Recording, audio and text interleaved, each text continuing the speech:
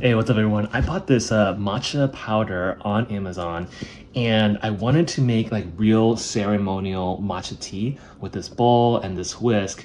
And I tried doing it with this like cafe kind of tea, but it's mostly sugar, so it didn't really work out.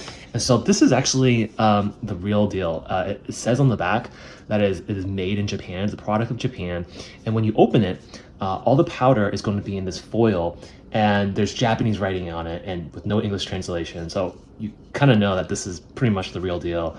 And you only get like 1 ounce of this stuff. So it's a little pricey, but it's the real thing. And it's gonna be great for ceremonial matcha tea. When I made my own tea, this was able to make it super frothy. And then I added with some milk to make a latte, and it was amazing. But I hope you all found this helpful, and have a great day. Check out the link in the description or scan the QR code to see my Amazon picks. Don't forget to like, subscribe, and I'll see you in the next one.